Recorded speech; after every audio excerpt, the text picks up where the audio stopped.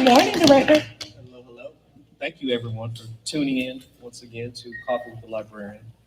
I'm Scott Parham. I am the director for the Clayton County Library System. And for those faithful attendees and those online, you know how this goes. We bring people in who are dynamic, who have information that can benefit you as a citizen of Clayton County and in the larger community. And it's no different today. We've got a dynamic person with us this morning. He's going to be talking about an initiative. He's going to be giving us a lot of great information about what he's doing. And so without any further ado, Mr. Thaddaus Dawson, how you doing, bro? I'm doing good, Scott. I thought you all were bringing important people in. Man, the stuff you got to tell us today is super important. So we're glad that you're here. Well, give us a brief intro, who you are and what you're doing. Hello, my name is Thaddaus Dawson. I am a real estate appraiser, certified general commercial real estate appraiser for 38 years now. Started an organization called 10,000 Black Appraisers Incorporated and the 10,000 Minority Appraisers Foundation. We were formed to combat appraisal bias and the undervaluation for people of color in the appraisal space. Black people lose $200 billion a year in equity due to undervaluation in real estate. Black farmers lose another $100 billion a year due to undervaluation. And then heirs property is another space, a silent killer for Black people. And we lose $100 billion a year due to undervaluation in heirs property and properties not being addressed properly. So because I've been doing this work for a long time, it's a culmination of my life's work. And just to show you the disparities, I've been the only commercial Black certified commercial appraiser in Cincinnati since 1992. And I've lived in Atlanta the last 18 years. So it just, there's a lot of disparities. Atlanta probably has more Black appraisers than any place in the country, probably followed by Texas and California and the DC area. Got it. So what inspired you to go down this path? I always wanted to get into real estate. I started my freshman year when I came home from school and I got my appraiser's license. And then back when I started, they didn't have an appraiser's license. Back then you could just hang a shingle, but I fell in love with the profession. And over the years, I just saw a disparity in valuations between Black property owners and white property owners. And it always bothered me. And, I bring it up in different conversations with people in the profession. And they would always say it was my imagination or I was playing a race card. And my response would be, I'm not playing, I'm living this every single day. Right. And I see it. And then to start to see some studies in the impacts and the disparities.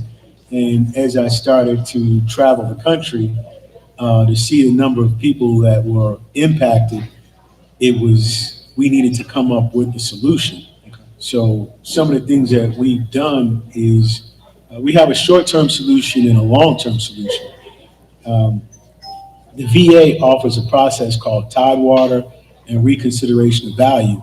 And what that does is if your property is undervalued, you have the opportunity to appeal it. And I always tell people the VA gets a bad rap, but they have the best appraisal system, period, because they don't care about the broker, the builder, or the lender. Their number one priority is the veteran. Right. So they want to make sure the veteran is taken care of, and they do a really good job.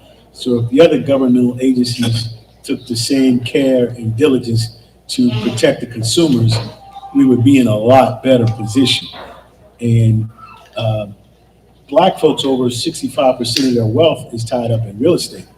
And we lost over 65% of our wealth during the economic crash in 2008 and 2009. And we just haven't been able to recover. And so fast forward a few years ago, a lot of things started coming up about appraisal diversity or appraisal bias after the George Floyd, but as you can see, that was a short-lived window. Right. So that's been gone at nauseum, and now a lot of those efforts are being rolled back. I don't know necessarily how it's going to impact the real estate appraisal industry, but if we were undervalued and underparticipated during affirmative action, I don't know what that's supposed to look like now without affirmative action. And so basically the number one way to build wealth is through land, and the number two is through real estate. And those two are the two least diverse professions in the country, appraising and farming. They're one and two, and they flip-flop. And for Black people, it's really important because it'll take 500 years to close the wealth gap. So I don't really believe that closing the wealth gap or monetary wealth should be our goal. Our goal should be life maximization and get the best out of what we can and improve our quality of life. And first and foremost, with the way food prices are right now, we need food security. Chickens. Exactly. So farming really is a great opportunity for us to get back to the land, improve our wealth, and improve our health. I was at a conference last week and they had a thing called pharmacy, FARMACY, improving our health through the quality of our food. So that's where we need to be focusing on agriculture. And it's an opportunity to do affordable housing as well, because if we can do rural developments, right now, there's a shortage of housing stock. And based on the last housing crisis, residential real estate became an investment class. And so all the Wall Street money started buying up all of the real estate. So even now with interest rates going up, there is no availability or inventory. There's a little bit of a friction point, but typically when interest rates go up, prices go down. And now they're not really going down that far because there's not a whole lot of inventory. So the affordability of housing is very challenging right now. So again, you have an opportunity to do rural mixed use types of development. We've done a couple of things in the space, long-term and short-term solutions. This is a conversation, Scott, but I'm doing all the talking. That's part of it. That's part of it. You're the expert. I'm learning. In the short term, I talked about the VA's process. Since, I believe, September, October, Fannie Mae and Freddie Mac offer now reconsideration of value. Okay. The problem is nobody really knows how to do the reconsideration of value, and they put it back on the consumer. So we offer service to help you articulate the reconsideration of value. And so that's our for-profit. I was going to say, you keep mentioning we. Okay. Let's jump into the organizations that you're representing or have created to address some of these needs. 10,000 Black Appraisers Incorporated, that's 10KBA, is a for-profit appraisal management company. And we provide reconsideration of value services for the consumers and to help them. So you can go to, we're revamping our website now, so it should be back up and running, 10,000 Black Appraisers Incorporated, or .com. But our training organization is 10,000 Minority Appraisers Foundation, and that's 10KMA. We're rebranding that as well based on, we were supposed to be in a position to get some funding, and I think we overreacted. Our funding got frozen. So we started trying to pivot and took down our 10,000 Minority Appraisers website, and we have our 10kma.org website now. And we're still working on some fixes in order to do that. So the short-term solution in the space is reconsideration of value. And the only time Black people get an overvaluation is with property taxes. We're overtaxed 13 to 15%. So in our reconsideration of value, we can also help you articulate your reconsideration of value for your property tax appeals as well. So we're able to do that. And you can go to our appraisal company, Dawson Valuation Group, here in Atlanta, and we're able to do that. But our long-term solution is training the next generation of appraisers, so we have a more inclusive environment.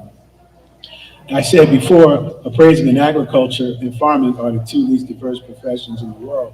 Well, over 65% of all real estate appraisers are over 50 years old, and less than 7% are under 35. And there's nobody coming to take those positions. So we have the first ever appraisal apprenticeship program in the country certified through the U.S. Department of Labor. And so we didn't get the funding that typically goes along with the program, but we are still rolling the program out here in Georgia and hopefully doing it this summer. And we're really excited to be able to do that, to make the impact long-term. So we're offering the reconsideration of value services in order to fund our program. Sure.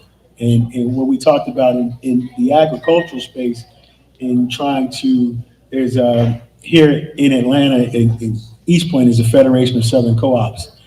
That's a large Black farmers organization. There was a big South Farmers Conference. Over 1,500 people attended this past week at the World Congress Center. So we just wrote a 3-hour land valuation course for heirs property training, and we're partnering with the USDA Policy Center that's housed out of Alcorn State. Explain that a little bit. When you say heirs property, what exactly are we talking about? So heirs property is like the silent killer for Black folks, and they lose property. So let's say you inherit some property and there's not an estate plan or a will, okay, or a trust. So the property is fractionalized, and so you have fractional interest. And it's something that kind of happened largely after Reconstruction, when Black folks started to gain land and farms in the Southeast. And then people died, and because of the distrust and a lot of land theft, people did not necessarily leave a will. So then you had the Great Migration, where people began to move north. And so a lot of family members still had property in the South. However, once you don't have a will, it becomes fractionalized and passed up. So you don't have the full bundle of rights. You have ownership, but you can't do anything because the rights have been fractionalized. And so now there is an effort to make it so that you can regain the property and get control over it. And so what we do is offer the appraisal so you can at least establish the basis for it, even though you don't have the full bundle of rights. So when you have to appraise it like that, you have to utilize what's referred to as a hypothetical condition, assuming something is that isn't. And then we're also able to do a market analysis and the highest and best use to advise on the highest return for the property. So you have to do a couple of different things. Like if you've owned multiple acres and you have multiple people involved, even if a disaster comes, you can't get relief from FEMA because you don't have all of the bundle of rights. And so now they have special programs where if you could get a manager and everybody can at least agree to who the manager is of the estate, you have some ability to be able to borrow or ability to be able to get disaster relief. So that's a way that Black people have lost a lot of rights over the years. And if, say, you all own the property and you all don't agree, but I buy your interest, now I can force the sale of everybody else. And so they end up buying things for pennies on the dollar. So I'm really excited about partnering with the Clayton County Library. We'll be doing a series here, and me and Ms. Jones are working on that right now. So I think our first session is sometime in March, one of those Saturdays, March 22nd. Okay. I believe that's the first one where we'll be talking about heirs property. And so it's been a blessing to us to be able to work with the Policy Center out of Alcorn. And we're also introducing realty and appraising to all of the 1890 land grant colleges. And that's been really exciting. And we'll be starting here in Georgia at Fort Valley. So we're talking to Fort Valley. We placed 21 students last year into internships with the Forest Service all across the country. And we had 3 other students that went to Fort Valley. So we'll be able to, with the apprenticeship program, be able to get students who are interested in moving on and maybe not necessarily going to college. So we have an outreach to them as well. So it's a 2-year program. It's really exciting, and that's inclusion. So we like to work with community partners. So when we start talking about property taxes, it's county, city, state. You need county appraisers for tax assessment. You need right-of-way appraisers for the state hires the right-of-way appraisers. So there's a bunch of money that was appropriated for the Biden-Harris infrastructure bill for bridges, highways, and fiber optics. So again, in that number, there aren't any black and brown people doing those commercial types of appraisals. Over 95% of all appraisers are white, and less than 1% are black, and 90% of that 1% only does residential. So we're able to take the students from 2-year program to a 4-year program to be able to do commercial appraisal. Nice. Love it. How can we shift the narrative around success and wealth to prioritize community, stability, home ownership, and food security? Again, I think the opportunity is in growing. You can do small farms. You can get a USDA number with 1 acre or less than 1 acre. Again, it's growing to get food health and get away from the food deserts. There's the Andrew Young Forever Young Foundation just is building a 70,000 square foot aquaponic, hydroponic facility right here in Clayton County that'll be opening in April.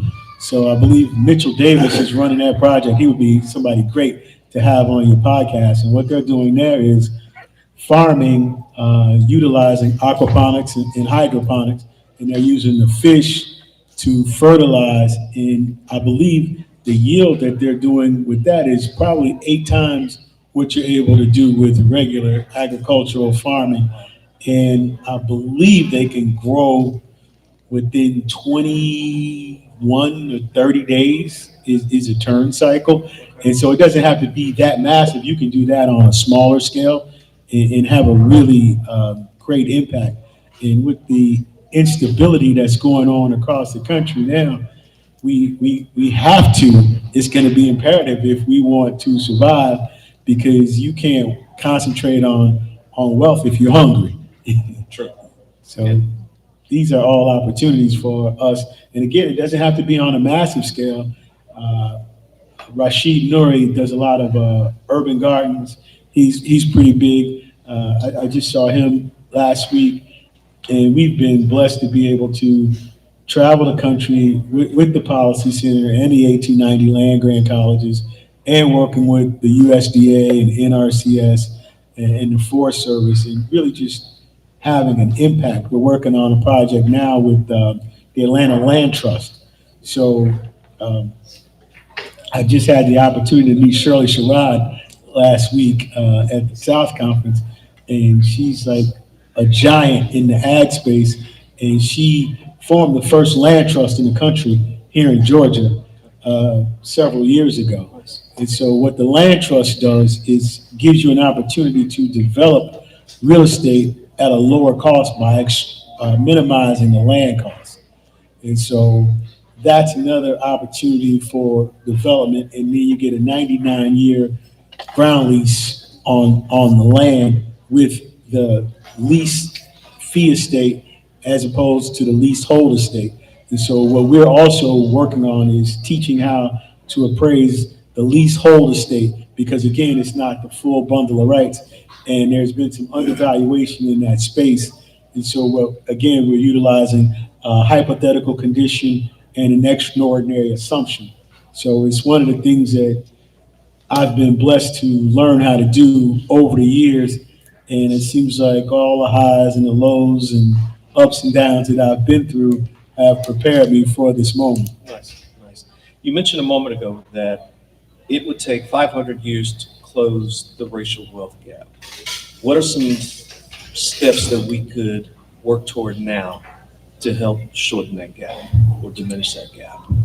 Again, you need money. We need money to survive, but we need food security and we need housing. So, and there is nobody coming to save us. So again, we have to be creative. Land trust is one opportunity. Working to affordable housing. So what that looks like, there's land here in Clayton County. We may need to go to more of a rural type of setting. We have that, and opportunities. So one of the things that we have also looked at is rural mixed-use development, tiny houses. You can hire a farm manager and pay HOA fees. The farm manager can develop the farming and the livestock, so you can get fresh farm to table foods based on paying the farm manager and the HOA fees. We have to get back to the land and looking out for one another and working together collectively. That is the only way that any of us will be able to survive. Nice. I didn't expect, and maybe some of the audience also, I knew about the appraisal, but then the agriculture part coming from that, it wasn't something that I expected. And I think you've hit on a few things that I've been hearing here in the county, going to commission meetings and hearing folks and programs that we're doing. Property taxes, again, the reevaluation of property. And with your organization set up to help some of the residents, how do they contact you? Is it through the website or is it? You get your website, give my phone number, I can send the back signal. So it's Thaddaus Dawson, 678-933-1598. And our website is 10kma.org. 10kma.org. And we're updating and we're moving. And we have a lot of opportunities, and we've had a lot of opportunities. And so traveling the country, again, it's been last month, been to Mississippi twice this year. So we've at the Mississippi Minority Farmers Alliance a couple of weeks ago, and I just talked to them, and they're supposed to be opening a new farmers market. And it seems like across the country, everybody's funding has been frozen. So there's a lot of uncertainty and confusion, and people are really scared. And I have never seen it like this, and it's unfortunate. It's going to take everybody, again, coming together, our community stakeholders, businesses, county, city, state, and federal, in having these opportunities to get the information out. And our biggest thing for the students is exposure. So if we can expose them to opportunities in agriculture, and it's not just farming, we're teaching drone training in our programming. So you can utilize drones are a career in and of themselves. You can use them for geospatial mapping. You can use them to do inspections. You can use them to spray crops. They use drones now to pick fruit. So there's so many different opportunities with the drone. So we are able to offer an A107 drone license. I was talking to Ms. Jones, and she was talking about Georgia Power. Georgia Power was supposed to be here. So how does that line up with appraising and drones? Well, they got those power lines, and all of those power lines have easements that go across. You have to value those easements, so we can teach our students how to value those easements. They also have what they call inspections. You got to inspect those power lines. So instead of using a helicopter to inspect the power lines, we can use our drones to inspect the power lines. So there's so many different practical uses. And to get the kids involved, we have a program called Drone Soccer. So they get their dexterity with the drone, and then we kind of push them into not push, but suggest. We want to Gently nudge. yeah, but a lot. I mean, they're doing the game anyway. They know the technology, so we introduce them to NFTs. We also introduce them to blockchain technology. That's really going to be the future. And so it's about awareness. Yeah. And the other way you can get in touch, you can go to our podcast, Okay. 10KMA all day. 10KMA all day. So like, subscribe, All of it. share. I don't promote that enough, but we just did our last podcast. Our last two podcasts were on Bitcoin and blockchain technology, and we did those with Professor Oscar Sistrunk at Morehouse. He's a retired Morehouse professor, and he runs the Morehouse Real Estate Club, and he's been a mentor of mine since I got to Atlanta. And when I leave you today, I'm going to record our podcast with JC. She runs the Heirs Training Center out of Alabama, where they do a lot of the interest work, getting the titles. There's a lot of research involved.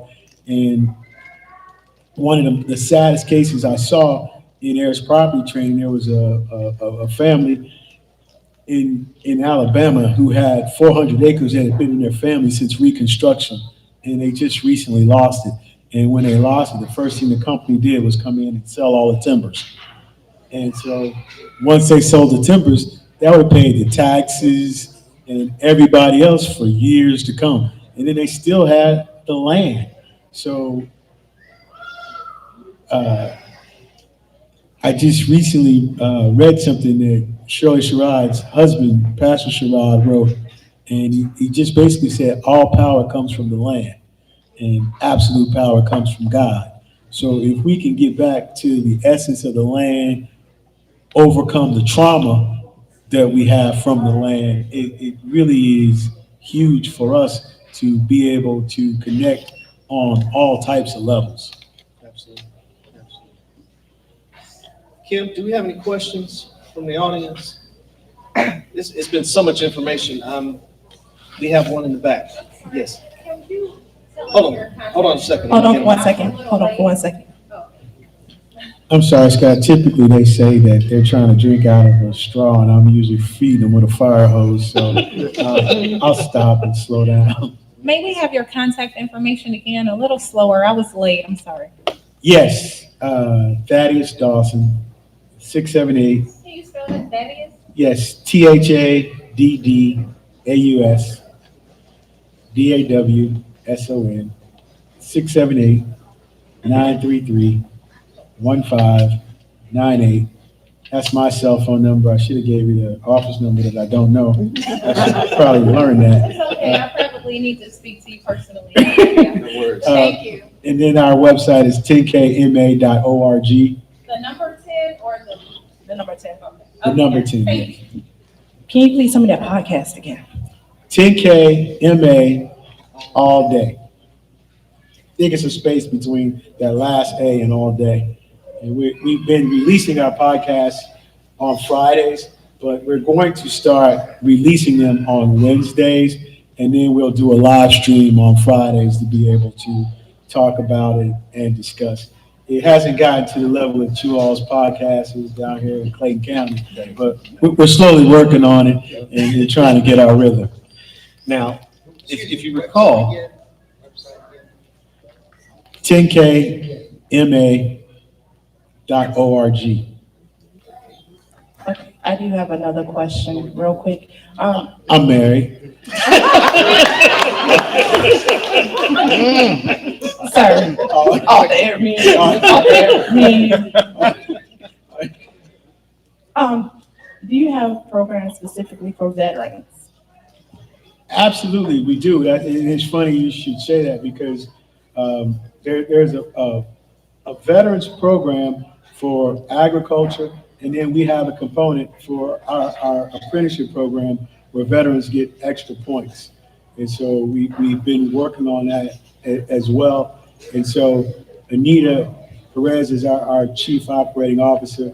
And so she is the engine that makes everything run and we have all these things that hopefully will be rolling out sometime this summer. Again, we have been placed in kind of limbo with our funding being frozen, and it really wasn't that much fun to begin with.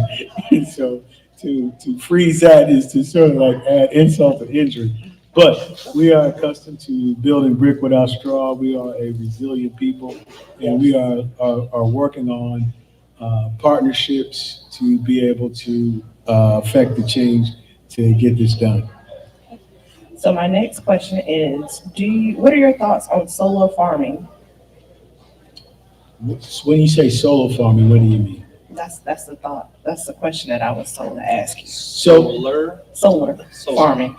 So there are some opportunities in solar farming. So there are some organizations that are actually selling power. They're collecting the solar power and they're selling it to energy companies. And then the energy companies are then able to sell the clean energy tax credits to corporations. And it's another alternative source, but you could also utilize the solar power to power the farms and rural development. So again, it depends on where your farm is located, and you need to be close. You need to be close to transmission lines so that the power can be harnessed. But on a lower level, there's some things that you can do to power your own individual farms and even solar panels on the house. It's a cleaner energy, and there's opportunities there. And the technology is there and available. And you can even have a dual purpose with some of the solar farms, because you can have the panels up high enough that where you can still grow something underneath. And so what I have seen is some of the solar companies offering long-term leases, 30, 40 years. And the only thing, and sometimes you can use it for a percentage, and sometimes the revenue that you generate from the solar can represent break even for you on the farm. The only thing that I recommend is that you take a really good look when you start looking at long-term leases, the bumps and the escalators, because what's good today might not be good 30 years from now, and you need to be able to put some accountability in there. Like in long-term leasing, sometimes it's attached to the consumer price index. So you need to have some bumps and escalators, or someplace where you can reevaluate it at a certain point to make sure that it's still a good and viable deal. Next question. My question is, my family grew up farming in our neighborhood, and a lot of our fruits and vegetables and stuff that we would get from the store had seeds. Now we go to the store, we have seedless almost everything. Is that some kind of design plan for Black and brown neighborhoods? No, it's just technology in corporate farming. Now there's a big push to get seeds, and there's several organizations here locally that can help. I know the Federation of Southern Co-ops, and that's like, they're just in East Point, but there's several other small farming groups that I met at the South Farming Conference, and you would be amazed. So one of the things I want to be able to work to do is get some more farming information here, because you can create opportunities and have fresh food, and it doesn't take that much space to do it. And the USDA and the Forest Service and NRCS have resources available to you for urban gardens. So this means that we buy the fruit, but then we have to turn around and buy the seed. Well, if you're trying to do some farming, you're gonna have to probably buy the seed, but they also have some programs, I think, that will help you with the seed. We have seed libraries at 3 or 4 of our library branches also. So we're a resource for acquiring seeds. Yes, we have a seed library here at the headquarters library as well. Thank you for that. We have more questions. Hold on, let me move through the crowd. Get your roller skates. I know, right? You asked my question already. Me too. The shenanigans today, couple with our brains. But we're gonna do it. Good day. This is coming from a real estate broker. As far as the appraisals are concerned, do you think that the appraisers should have privy to the contracts? Because, and this is on the residential side, because I've experienced like several bad appraisals. I've been doing this, I've been licensed for over 20 years. And I've always wondered, like, why do they get to see the contracts? Because sometimes that appraisal comes in like right in at that contract price or just right below.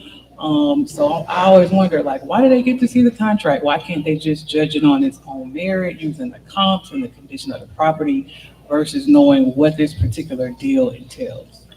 Well, you need to know the deal because when you start talking about valuation and the way it's situated, there's a range of value. And the appraiser does not determine the value. The appraiser interprets the value.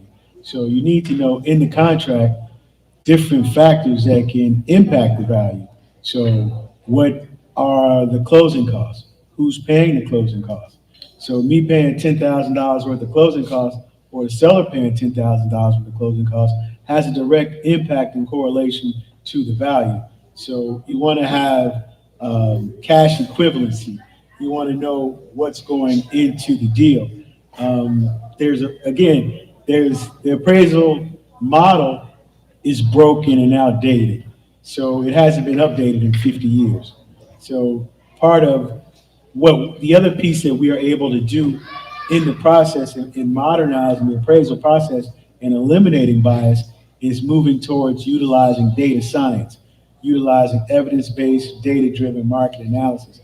But the contract, knowing what's in the contract is very important because again, you need to know who's paying those closing costs, what else is a stove and refrigerator, washer and dryer, what's the value of that? Is that added to the value? Is there furniture being left? Are the people moving out immediately? Or are they staying over for 30 days? So the contract is so much information that the appraiser needs to perform an evaluation. And again, it doesn't determine whether an appraisal or is good or bad. And one of the things is just the analysis. FHFA just recently wrote a report in the last month or so talking about market analysis, and only 10% of appraisers utilize market conditions adjustments. So if only 10% are using them, that means 90% aren't using them, and they have a significant impact on property value. So that is huge because you can go a long way to mitigating some of the undervaluation and bias if you're accurately analyzing the market conditions. But because the model is so old, because the appraisers are old, they want to do it the way they've been doing it, and nobody really wants to change.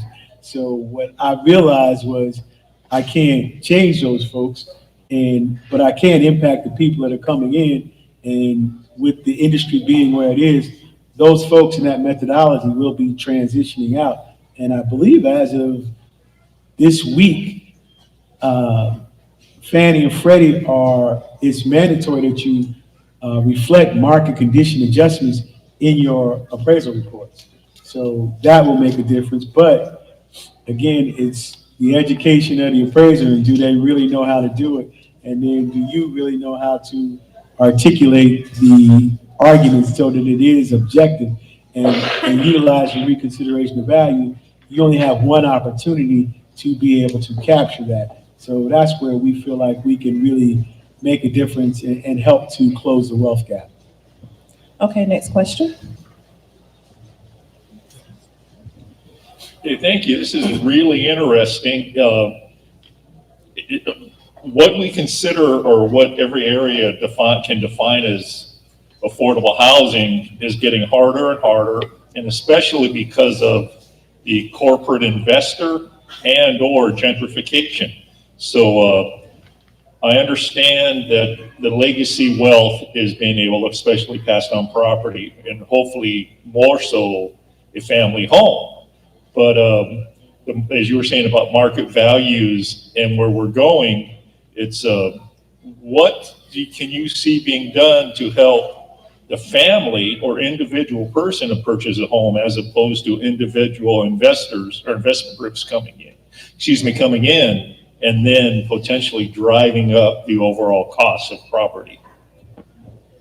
I'm really liking the land trust model now because it gives you an opportunity to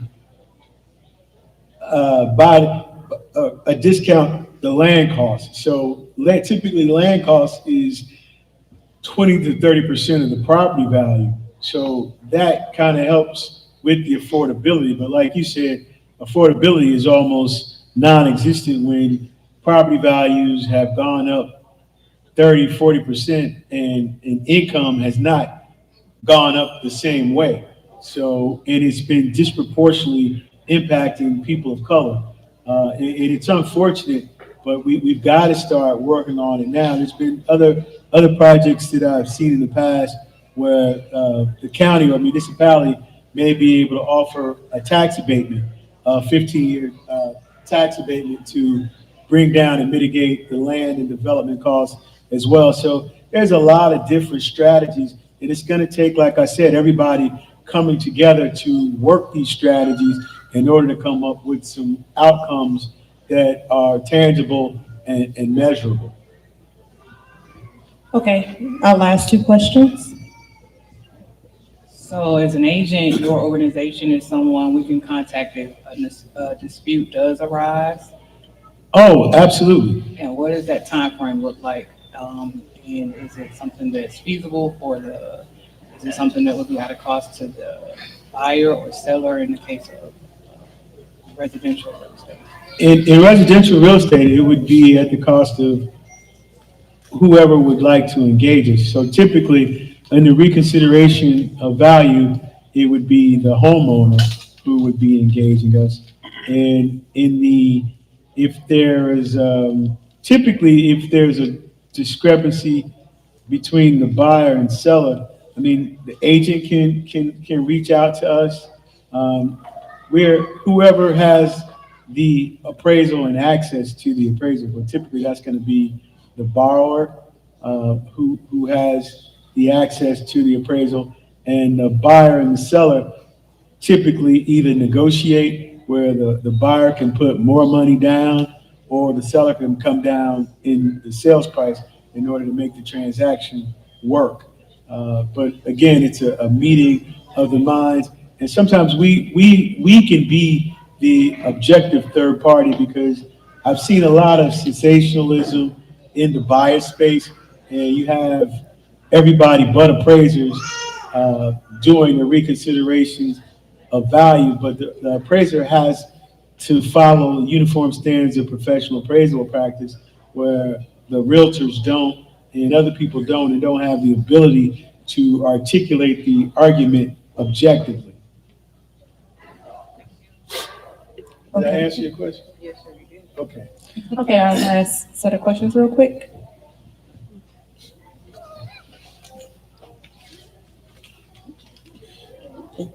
Recently, there was the ruling about 4 days or so ago in Sparta, Georgia, where a private railroad company used eminent domain to claim property to build on for their railroad, not even for public use. How do you think this will shape the future landscape of property ownership and maybe even appraisal? Wow, that's a whole nother topic right there, eminent domain, because eminent domain has been weaponized, and over 70% of the eminent domain cases have gone against Black people. They don't utilize eminent domain for white folks, and that's historically. And right now, not just in Sparta, there's a big thing, the Geechee land down in Georgia. It's like 2,100 or 21,000 acre resort that was owned by Black people that the federal government came and took in the 40s, and they were supposed to return it. and they returned it to the county. Now it's a conservation. It's the, it's the big wildlife, refuge. It's satellite. I had to answer the next time I come back. And also right now, in going out west, past Douglasville, what's that? No, before you get to Alabama, it's exclusive. Carrollton County School System. They're utilizing, eminent domain and taking property from black folks as well for park space. And there's several folks that are being displaced, and you have Uniform Relocation Acts, and they weaponize eminent domain against us all of the time.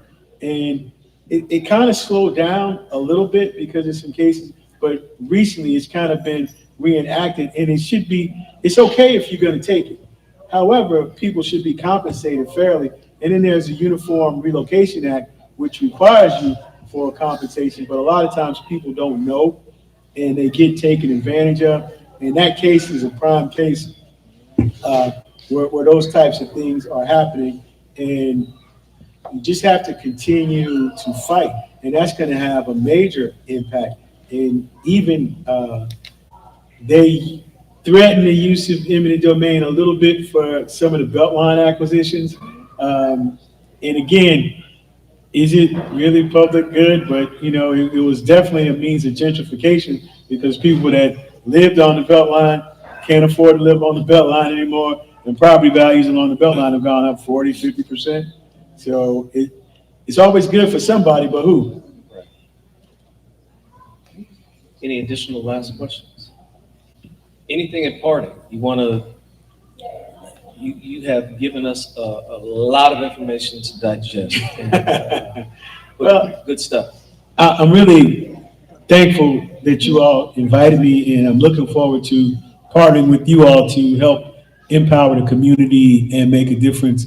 So our Saturday series, we really are excited about doing here, covering the heirs property, reconsideration of value, and also talking about farming, and also talking about our appraisal apprenticeship program. And so that's the one I'm super excited about, the appraisal apprenticeship program, and creating opportunities in careers in farming, agriculture, and appraising. And there's all kind of different little offshoots to that. Man, I can't wait. And we will, yes. No, I just wanted to confirm that the series does start on March 22nd. And we have a 3 Saturday series. We'll be breaking it up. But we will definitely have it on our website. But you can come see Mr. Thaddaus on March 22nd. But not March 29th, because March 29th, we got to go to Mississippi. Right. So, all right, so March 22nd. March 22nd, April 5th, and April 15th. We confirm those other days. We don't have Easter egg hunt one of them days. Is that Are you bringing eggs? It costs